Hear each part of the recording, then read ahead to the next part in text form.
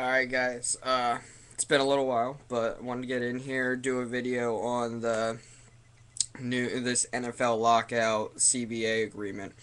Uh, so far, from what I can understand, it's being debated over five different things: the $9 billion revenue, the 16 to 18 game schedule, retired benefits for players, a rookie wage scale, and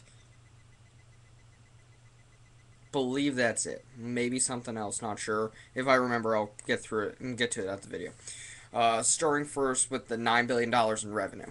Uh, this is something that can really easily be fixed. I don't understand why it's such a big deal. Um, Personally, I believe the owners should get a majority of the revenue just because, one, they're the people paying for everything. Two, they build the stadiums for the people to come sit in. Three, they pay for the stadium to be cleaned. They do everything that revolves around getting the people to the game. They're the people they're paying the players, they're doing all that stuff. It would be unfair for them not to get that much money. I say $6 billion goes to the owners, while the other $3 billion goes to the players. I know that the players are only asking for $2 billion, but I'm going to give them three because I'm going to throw a little loophole in it. You give them $3 million, and you give them, and that money goes towards veteran benefits.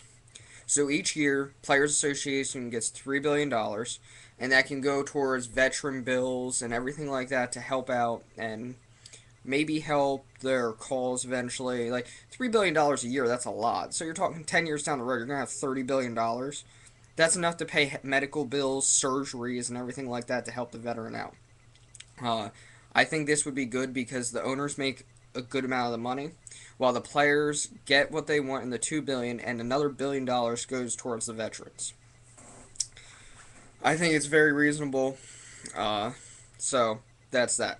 Next up, 16 to 18 game schedule. This is really easy. It was actually pointed out before.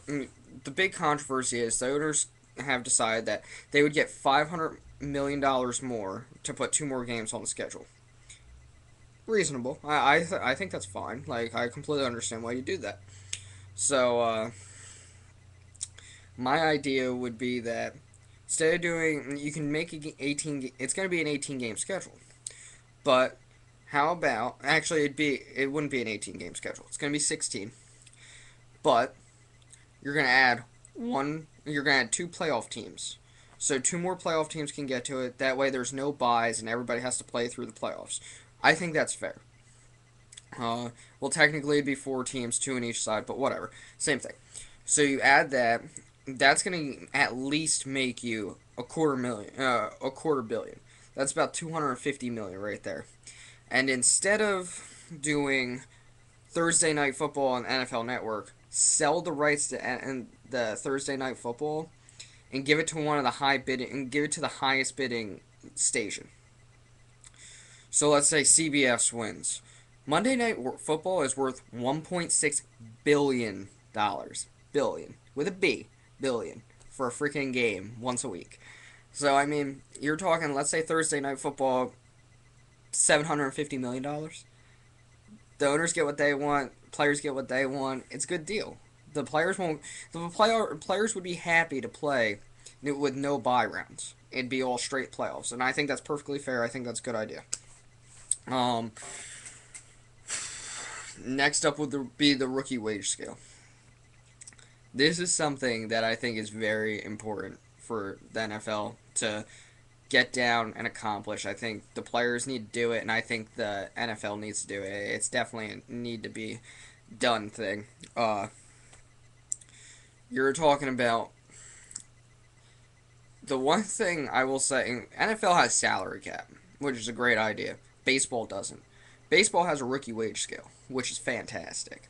What baseball does, and this is what the NFL is going to do and will do, they have to. They have no choice in the matter because baseball has set a prime example for rookies.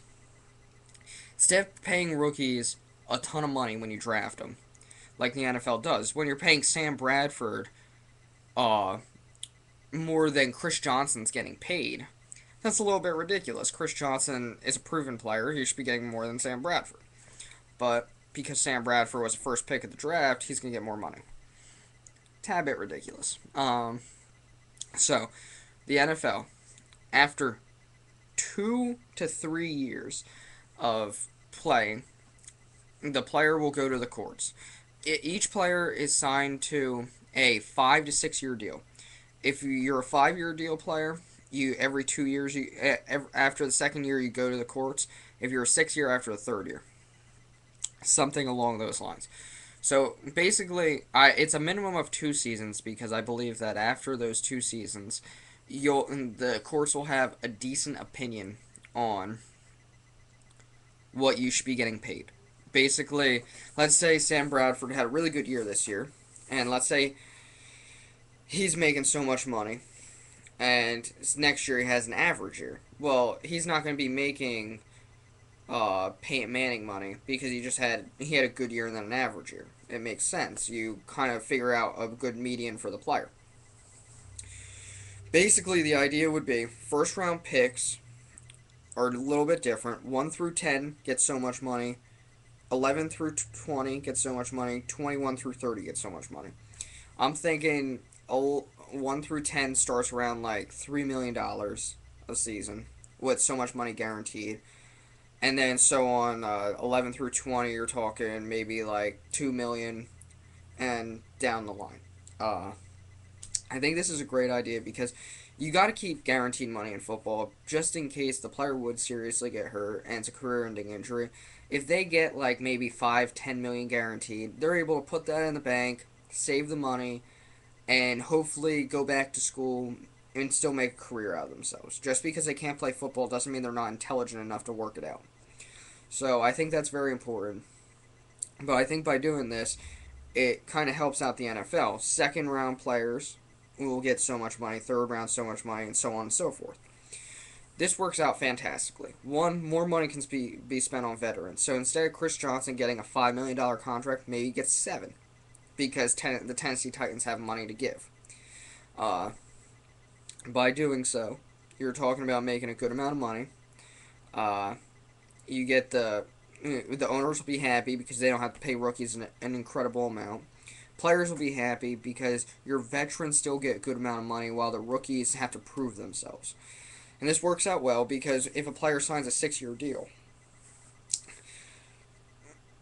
after the second season, they go to the courts and it gives them the drive to play well because when you go back for your third season, the courts can take the money away. They can say, okay, well, you went from having a 120 quarterback rating down to a 60.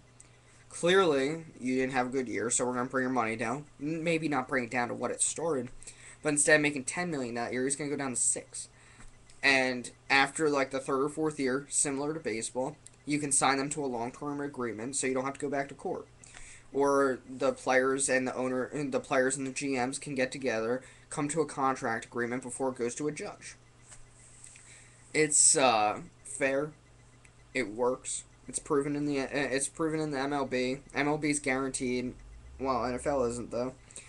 So I think it's a fantastic idea. I think it would really help out the NFL in the long run. It's all I can really think of right now off the top of my head. If anyone has anything else to add on this, feel free. Seriously, just post up a question. I'll answer it. It's no big deal. Probably not this coming week, the following. I'm going to end up posting up my first mock draft. I actually have a couple of them made, but I figure I don't want to post like a shit ton of videos. So everybody that watches these, you'll see my mock draft in a couple of weeks. Until then, feel free to comment.